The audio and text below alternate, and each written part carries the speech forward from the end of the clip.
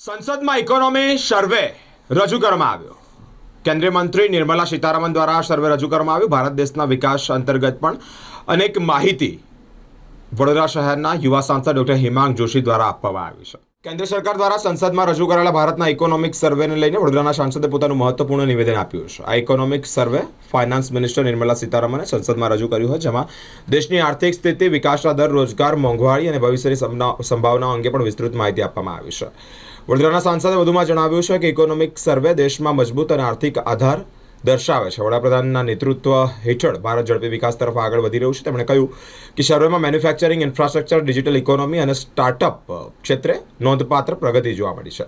સાંસદે વધુમાં ઉમેર્યું છે કે ઇકોનોમિક સર્વે દેશના યુવાનો માટે રોજગારીની નવી તકો ઊભી કરવાની સ્પષ્ટ દિશા આપી રહ્યું છે.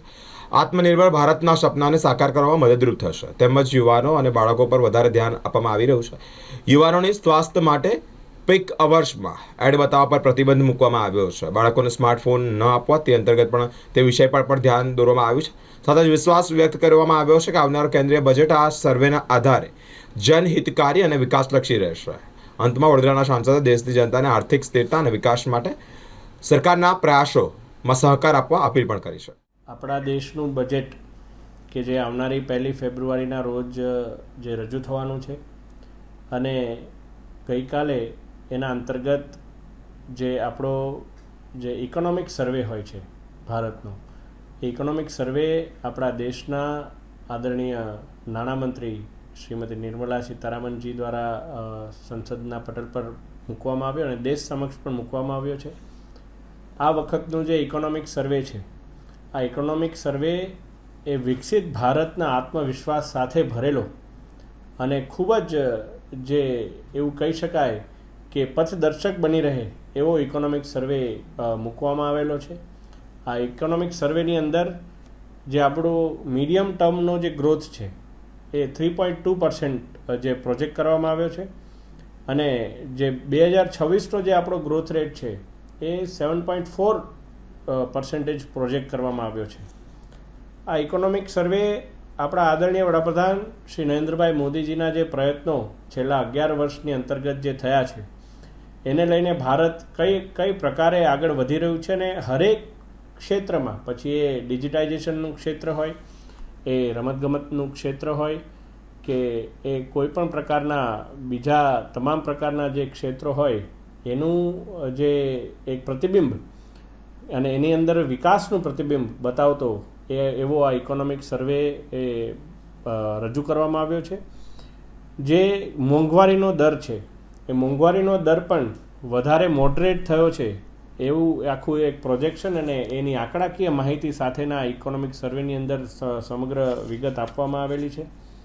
સાથે સાથે જે હાઉસહોલ્ડ કન્ઝપ્શન છે, આ હાઉસહોલ્ડ કન્ઝપ્શન એ ટોટલ જીડીપીના 61.5% જેટલું હાઉસહોલ્ડ કન્ઝપ્શન એ બતાવવામાં આવ્યું છે. એ દર્શાવે છે કે કયા પ્રકારે આદરણીય પ્રધાનમંત્રીશ્રીની સરકાર દ્વારા મધ્યમ વર્ગીયની પણ એટલી જ ચિંતા કરી અને એમને પણ વિકસિત ભારતના એક અભિન્ન ભાગ બનાવી અને એમનો વિકાસ કરવામાં આવી રહ્યો છે. કેપિટલ એક્સપેન્ડિચર એ 2019થી લઈને 2022ની વચ્ચે 91% વધ્યું છે. એનું પણ એની અંદર સર્વે આપવામાં આવ્યો છે. એટલે પહેલાં જે 3.07 લાખ કરોડ હતું એ વધી અને 5.92 લાખ કરોડ જેટલું આપણું કેપેક્સ થયું છે. અને જે પહેલાં એટલું ઇન્વેસ્ટમેન્ટ ન હતું, એના બદલે હવે ઘણા બધા જે બ્લોક સ્તર સુધીના વિકાસના કાર્યો એની અંદર સરકાર ખૂબ જ ઇન્વેસ્ટમેન્ટ કરી રહી છે, એની પણ સ્થિતિ આની અંદર બતાવવામાં આવી છે. સાથે સાથે જે મેક્રો ઇકોનોમિક અને માઇક્રો ઇકોનોમિક જે આખા જે સેક્ટર્સ હોય, એ બંને સેક્ટરનો બેલેન્સ્ડ વિકાસ થાય અને એના માટેના પ્રયત્નો કરવામાં આવે, અને એમાં કોઓપરેટિવ્સનો પણ ખૂબ જ ઝાઝું યોગદાન હોય એ માટેની પણ એમાં ચર્ચા કરવામાં આવી છે. વિકસિત ભારત માટે યુથનું માનસિક અને શારીરિક સ્વાસ્થ્ય એ ખૂબ જ અગત્યનું હોય છે. ત્યારે આ વિકસિત ભારત માટે યુવાઓની અંદર વધારેમાં વધારે જાગૃતતા આવે કે તેઓએ જંક ફૂડ ઓછું ખાવું અને જે આપણું ભારતીય જે ધાન છે, ઘરનું જે ભોજન છે એ વધારે લેવું, એના માટેની પણ ચિંતા એમાં કરવામાં આવી છે.